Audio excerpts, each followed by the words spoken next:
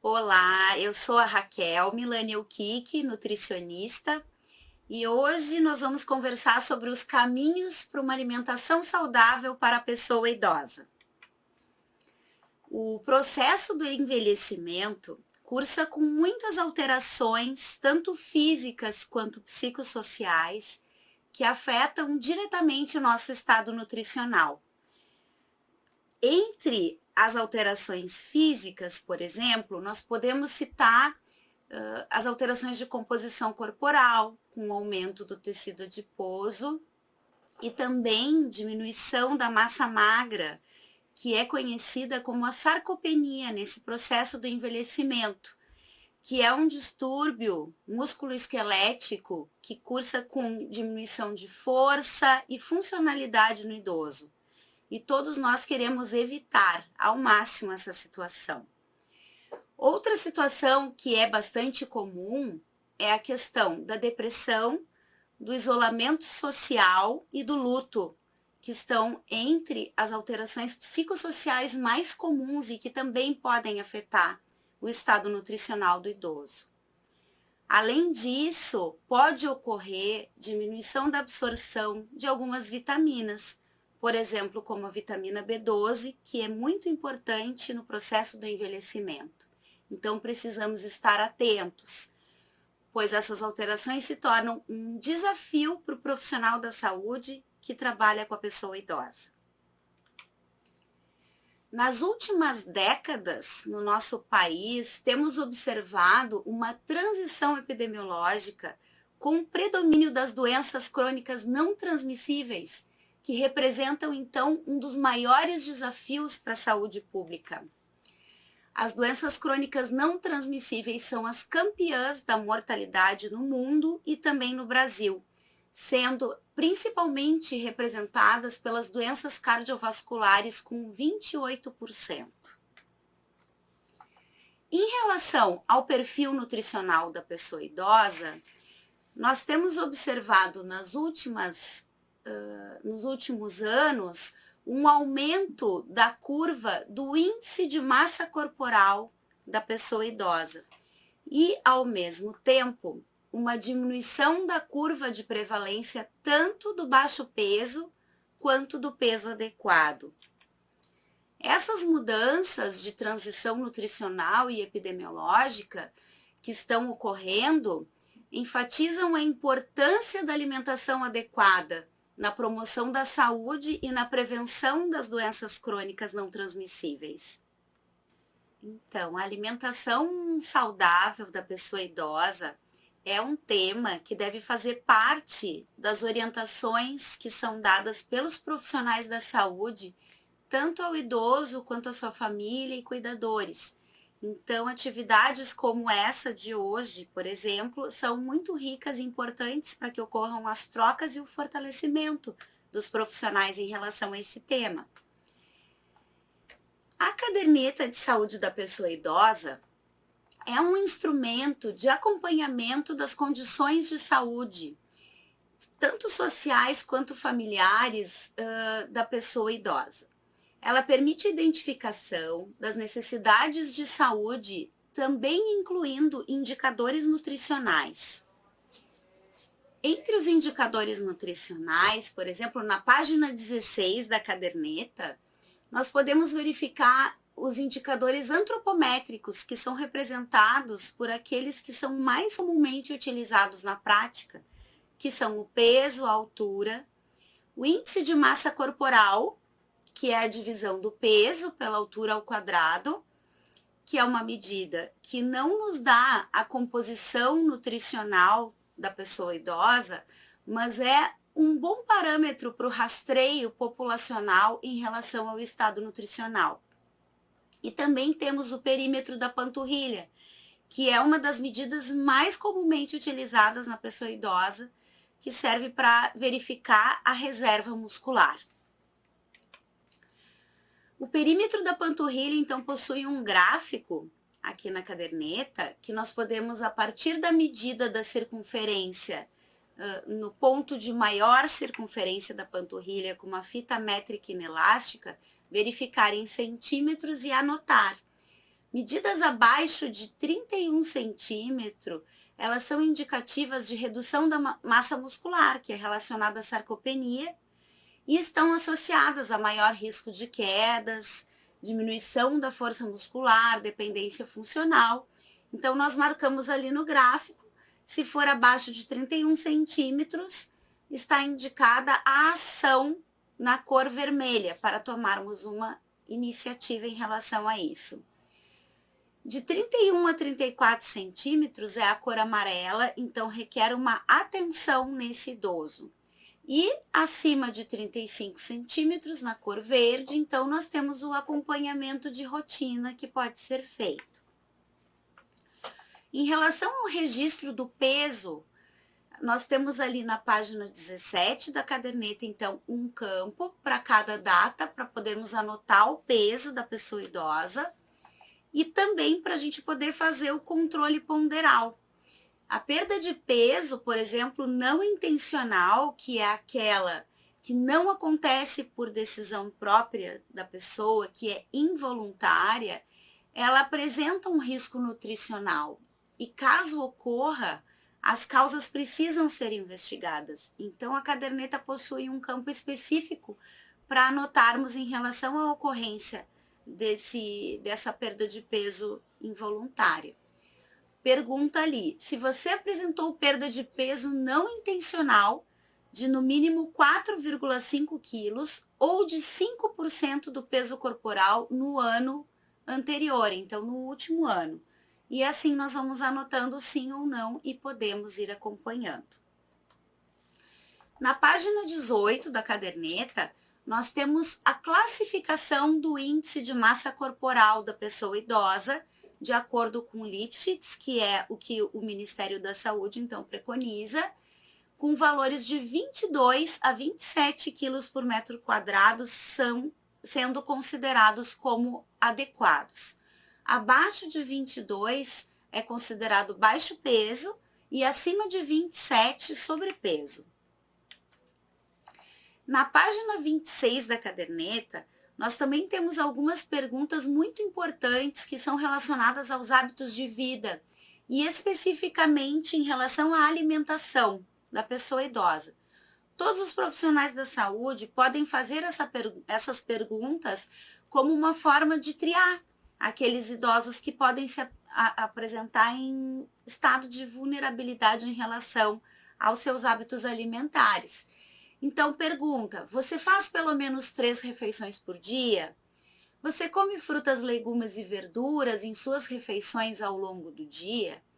Em pelo menos uma refeição diária, você come carnes, peixes ou ovos? Você tem o costume de consumir bebidas açucaradas, bolos, biscoitos recheados e sobremesas? No preparo das suas refeições, é utilizada grande quantidade de óleos, gorduras, açúcar e sal? E se na sua rotina diária você inclui a ingestão de água? Essas são perguntas, então, que estão associadas até às recomendações que nós vamos conversar agora. Então, para tratar de um dos caminhos que temos para buscar alimentação saudável para a pessoa idosa, vamos conversar sobre esse conteúdo que consta na página 47 da caderneta, que são os 10 passos para uma alimentação saudável. Vamos então ao primeiro passo. Faça 3 refeições ao dia, que são aquelas 3 principais que nós conhecemos, café da manhã, almoço e jantar. E caso necessite de mais, faça outras refeições nos intervalos. Na verdade, em relação à pessoa idosa, normalmente nós precisamos que sejam feitas essas pequenas refeições também nos intervalos para que se consiga atingir o aporte nutricional necessário para essa faixa etária. Então, em relação a isso, é importante fazer as refeições diariamente em horários semelhantes, de forma regular, porque isso assegura que sejam feitas essas refeições. E nos intervalos, então, as refeições menores, preferindo aquelas de uma forma saudável, com alimentos frescos e principalmente regionais, que são aqueles que temos mais acesso, que estão na safra, que existem na região onde nós vivemos. E também a orientação é comer devagar, desfrutando do que está comendo, em local limpo, confortável, evitando ambiente estressante, que muitas vezes as pessoas aproveitam aquele encontro do momento da refeição para discutir e botar em dia os problemas da casa. Então isso não é recomendado. É importante deixar com que a refeição seja um momento agradável para que a gente possa ter aquela consciência do ato de se alimentar e até ter uma digestão melhor. Aqui nesse slide tem 3 exemplos de tipos de refeições típicas do Brasil. Então, por exemplo, ali no café da manhã, que é o primeiro pratinho, tem um pão, queijo, café, mamão, né? Pode variar de região para região, mas mais ou menos isso se repete na maioria dos locais. No almoço, então, típico aquele arroz com feijão, com carne e uma saladinha. E tem ali um pote cheio de frutinhas picadas num lanche, que poderia ser com iogurte, que poderia ser uma batida de frutas também, por exemplo. Segundo passo, dê preferência aos grãos integrais e aos alimentos na sua forma mais natural, incluindo nas principais refeições alimentos como arroz, milho, batata, mandioca. Esses são os alimentos energéticos que nós temos disponíveis e que então nos fornecem energia para que a gente possa desempenhar da melhor forma as atividades diárias e manter todos os nossos processos. Todas as etapas relacionadas à alimentação, então planejamento da compra, organização da despensa, definição do cardápio, tudo isso vai estar contribuindo com a satisfação em relação à alimentação. Mas na pessoa idosa, muitas vezes pode ser preciso apoiar ela em todas as etapas ou em alguma dessas etapas relacionadas à alimentação. Tanto por razões físicas, que o idoso não consegue ter acesso, sair para fazer esse tipo de compra, ou mesmo preparar, ou precisa de ajuda em casa nas tarefas, ou também cognitivas, ou até ambas. Terceiro passo, inclua frutas, legumes e verduras em todas as refeições ao longo do dia. Nem sempre nós vamos conseguir incluir esses grupos de alimentos em todas as refeições, em função dos nossos hábitos culturais e até do acesso aos alimentos. Mas é importante que eles estejam presentes diariamente. E hoje os estudos de promoção da saúde em todas as áreas têm mostrado cada vez mais a importância dos vegetais, que 62% dos brasileiros, por exemplo, não consomem as quantidades recomendadas de frutas, verduras e legumes. Então, nós precisamos estimular as pessoas a consumirem mais, no lugar de consumir tanto alimento ultraprocessado. E os alimentos de origem vegetal, eles ajudam no controle melhor do peso e também evitam diversos tipos de câncer. Ainda, a recomendação, ela preconiza variarmos os tipos de vegetais consumidos, tanto diariamente quanto na semana, porque isso garante, então, uma alimentação mais colorida, em que a gente consegue captar diferentes tipos de compostos bioativos, vitaminas, minerais, fibras, que vão contribuir na riqueza da nossa alimentação e também na nossa microbiota intestinal, que é um dos assuntos mais tratados e importantes hoje em dia, dentro da área da nutrição, e também para funcionar, então, melhor o intestino, que é uma das principais queixas também que se apresentam nessa faixa etária. Quarto passo, coma feijão com arroz, de preferência no almoço ou jantar. O feijão com arroz são alimentos, então, facilmente acessíveis para nós e que compõem uma mistura altamente nutritiva. Então, é bastante recomendado esse consumo. Também se recomenda variar os tipos de feijões, pois nós temos muitos tipos aqui no Brasil e para podermos valorizar essa diversidade e captar diferentes nutrientes também. E também utilizar leguminosas, por exemplo, como a lentilha no dia a dia, que muitas vezes as pessoas não têm hábito. Outra questão importante, se não possui habilidades culinárias, procure aprender. Hoje não temos desculpas para não aprender a cozinhar. É muita informação disponível, são vídeos muito didáticos, conteúdos de boa qualidade, livros de receitas, revistas, sites. Então, também as pessoas que a gente conhece e convive que podem partilhar receitas conosco, cursos também. Né?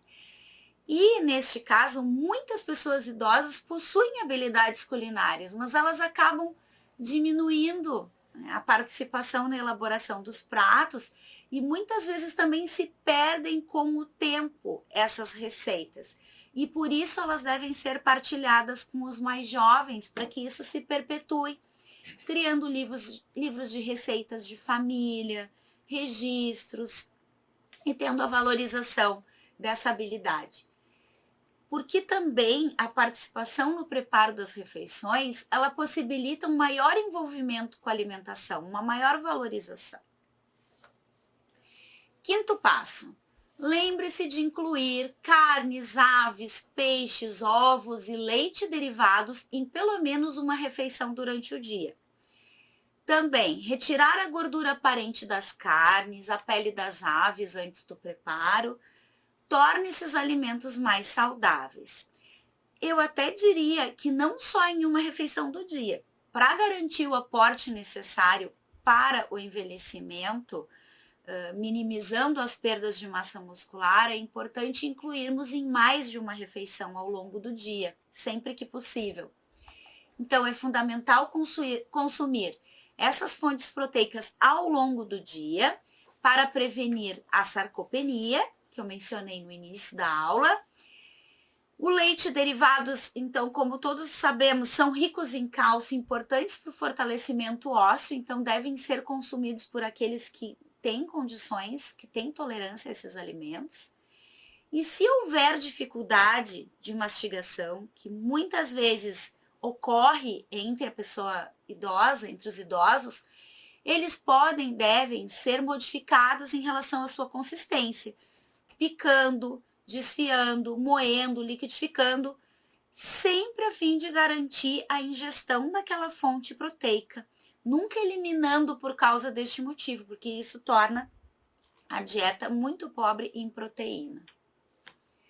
Sexto passo, use pouca quantidade de óleos, gorduras, açúcar e sal no preparo dos alimentos. Esse é um desafio também.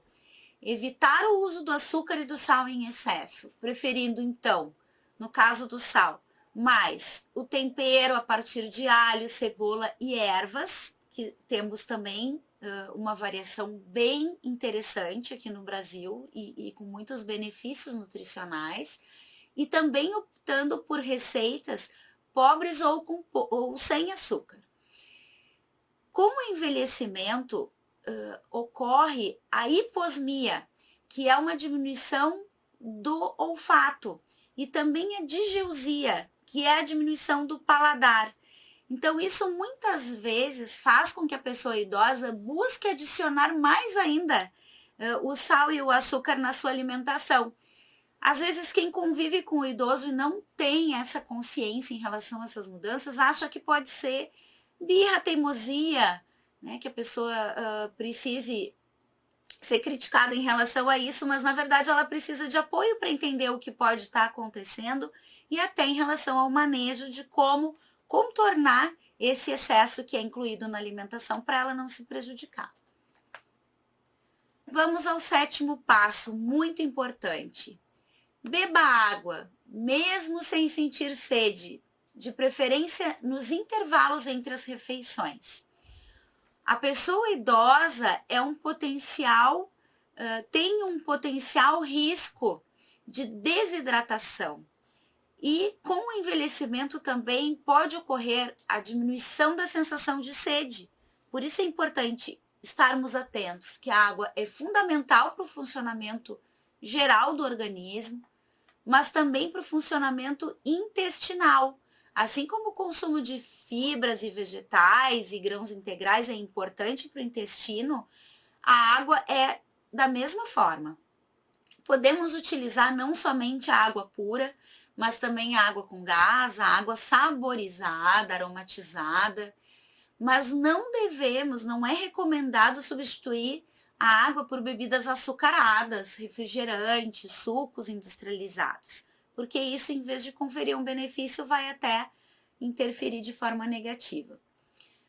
A recomendação de líquidos depende de vários fatores, que incluem então a idade, o peso corporal, a atividade física, o clima e a temperatura do local. A questão da temperatura, então, em dias mais quentes, claro que devemos assegurar a ingestão hídrica para prevenir a desidratação, mas da mesma forma, em locais ou regiões mais frias, também devemos garantir, porque aí o risco de não ingerir água é maior ainda e também da desidratação. Qual a quantidade, então, de água que deve ser ingerida por dia? Aquela velha dica, recomendação, em torno de 2 litros por dia, representado por em torno de 6 a 8 copos, para serem bebidos ao longo do dia, dependendo então de algumas particularidades que podem ser ajustadas para essa quantidade, presença de patologias também. 8º passo. Novamente, esta recomendação. Evite bebidas açucaradas, bolos, biscoitos recheados, doces e outras guloseimas como regra da alimentação. Então, estes alimentos que são industrializados, são chamados de ultraprocessados, eles devem ser evitados ou consumidos ocasionalmente apenas em algumas situações específicas, pois eles tendem a ser desequilibrados nutricionalmente, conter altos teores de açúcar, de sódio e até da gordura trans, que é uma grande vilã hoje em dia em relação a risco de desenvolvimento de fatores de risco, de doenças crônicas e de mortalidade, que é inserido na indústria para tornar esse alimento mais palatável, mais agradável. Então é importante auxiliar a pessoa idosa na escolha dos alimentos a cada dia, porque o idoso tende a ter uma monotonia alimentar, ele quase sempre repete todos os dias o que é consumido a cada refeição. Então nós devemos estimular a pessoa idosa a ingerir alimentos diferentes, trazer, convidar, preparar coisas diferentes. E também tem uma tendência a consumir algumas refeições de baixa qualidade nutricional, baseadas em café, em biscoitinho, em rosquinha, em pão, então que não vão agregar a questão da riqueza nutricional para essa pessoa idosa. Então nós devemos aconselhar e acompanhar para que isso se minimize. Vamos ao 9º passo, então. Ficar atento às informações nutricionais disponíveis nos rótulos dos produtos processados e ultraprocessados, para favorecer a escolha de produtos alimentícios mais saudáveis. Este é um assunto muito atual, porque os rótulos, eles contêm informações fundamentais muito importantes em relação àquele produto. Só que o problema é que muitas vezes o rótulo contém informações muito técnicas que as pessoas não conseguem desvendar. E também as letras podem ser miúdas. E a pessoa idosa, por exemplo, muitas vezes vai precisar de apoio até para a leitura desse rótulo, porque contém muita informação muito pequena, com uma fonte muito pequena, que às vezes até com o próprio óculos a gente não consegue enxergar. Então é indispensável esse auxílio, essa valorização do rótulo, né? E também um cuidado em relação à mídia, a mensagem sobre alimentação veiculada em propaganda comercial, que pode distorcer e favorecer a venda de alguns produtos que não vão agregar e às vezes até prejudicar a saúde da pessoa idosa. Último e 10º passo. Esse eu considero assim muitíssimo importante, que é, sempre que possível, coma em companhia. Por que falar isso? Porque hoje nós estamos vivendo num período de muita correria, em que nós temos muitas atividades. Também muitas pessoas idosas estão atarefadas cada vez mais, mas os mais jovens não têm muito tempo para dedicar para sua alimentação, nem alimentação alheia, que é um dos aspectos mais importantes da nossa vida, que é um dos maiores cuidados que a gente pode ter. E sabemos que a companhia nas refeições contribui para comer com mais regularidade, atenção, prazer, proporciona um momento muito único. Então, seria importante escolhermos uma ou mais refeições na semana para desfrutar a alimentação, mantendo o convívio social. Então, a gente vê, às vezes, mesmo numa casa, as pessoas todas no celular, cada uma no seu canto, uma quer comer já na frente do computador, outra na TV, outro vai no carro dirigindo, já vai comendo alguma coisa. Então, resgatando a boa mesa, resgatando a mesa posta, ela pode ser um fator de prevenção, tanto para os mais jovens, mas também para os mais velhos, que muitas vezes ficam mais de lado e sentem a nossa falta, a falta dos filhos, a falta dos netos. E nós precisamos criar alguns momentos para isso, porque se a gente percebesse quanta alegria proporciona nesse momento e o quanto que isso estimula a uma melhor alimentação também. E também comer devagar, novamente, em um ambiente tranquilo, pode evitar até que o idoso se engasgue, que é uma situação muito indesejada que pode acontecer. Então, eu trouxe agora para ilustrar um pouquinho essa nossa conversa, 2 casos práticos de atendimentos que eu realizei em visitas domiciliares. Então, o primeiro foi o senhor José, de 93 anos, que mora com um filho em um apartamento na Praia do Campeche, em Santa Catarina. Encontra-se mais sonolento e confuso em alguns momentos do dia nas últimas semanas. Então, entre os indicadores antropométricos do senhor José, tivemos uma perda de peso de 2,5 quilos, que foi uma perda importante pela questão do tempo, um IMC de 23 quilos por metro quadrado, que é classificado então como adequado, e um perímetro da panturrilha de 36 centímetros, que indica acompanhamento de rotina. Com receio de engasgos, a família está ofertando todas as refeições liquidificadas e misturadas, todos os alimentos misturados no mesmo prato, baseadas em raízes, tubérculos e vegetais, no almoço e no jantar, e ainda levando comida na cama para o idoso, mesmo quando em condições de sentar-se à mesa. O que nós podemos comentar em relação a esse caso, então? Em relação aos indicadores antropométricos, eles estão normais, tanto IMC quanto o perímetro da panturrilha. Mas, apesar disso, devemos estar atentos a esta perda de peso não intencional, por esta situação aguda que está acontecendo com ele. Em relação ao aconselhamento inicial, então, o que foi proposto? A consistência da alimentação, ela não só pode, como deve ser adaptada sempre que necessário, mas as preparações, por exemplo, de uma dieta pastosa, elas devem ser ofertadas separadamente, não todas misturadas, para que a gente possa visualizar cada alimento, reconhecer que alimento que foi triturado, pela cor, pelo odor, pelo sabor. E isso vai estimular mais o idoso a ter uma ingestão alimentar. O segundo ponto é em relação ao quinto passo, que é importante incluir fontes proteicas na alimentação diariamente. Então, a família foi aconselhada nesta alimentação triturada, liquidificada, desfiada, a incluir sempre uma fonte proteica, tanto no almoço quanto no jantar. Então, poderia ser uma carne, um frango, um peixe, um ovo, algum alimento que possa estar agregando uma fonte proteica para fortalecer esse idoso. E também a questão mais comportamental, Identificar quando o idoso tem condições de sentar-se à mesa naqueles momentos que ele está mais alerta para as refeições, então preservando tanto a autonomia quanto o diálogo, o convívio familiar, conversando com esse idoso, e isso vai aos poucos fazendo também com que ocorra uma melhor reabilitação em relação à sua alimentação, então também ao estado nutricional.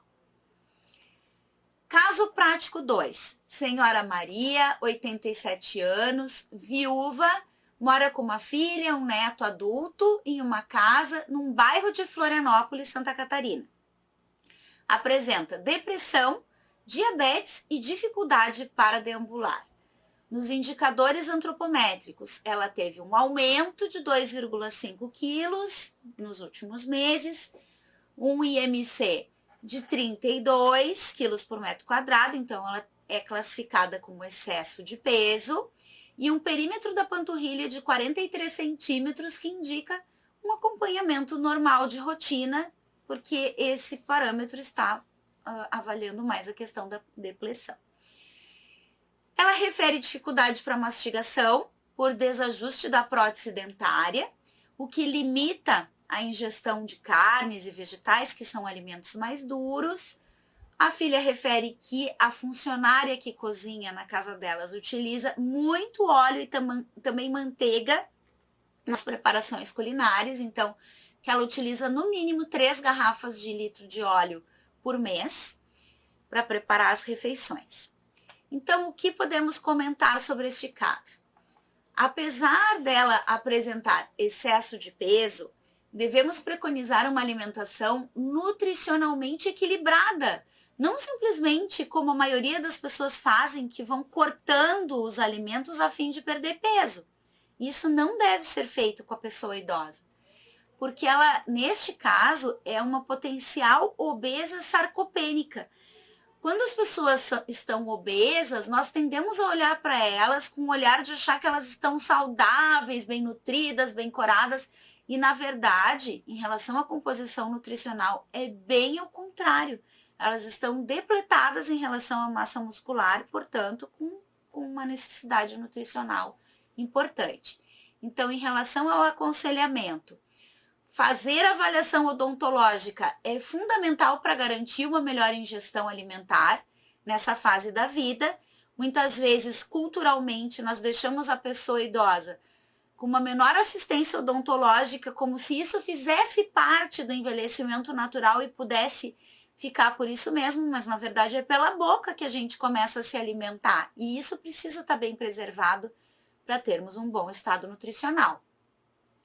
Adaptar a consistência das carnes e vegetais para garantir a ingestão diária, então, dessas fontes proteicas também, e orientar para a redução, então, da quantidade de gordura utilizada na preparação dos alimentos para essa funcionária, conversar com ela, né, que foi feito esse aconselhamento, que é fundamental, e que a partir de agora, então, vai ser feito um controle do uso do óleo e da manteiga, restringindo o número, a quantidade de litros ali que é utilizado por mês para esse número de pessoas.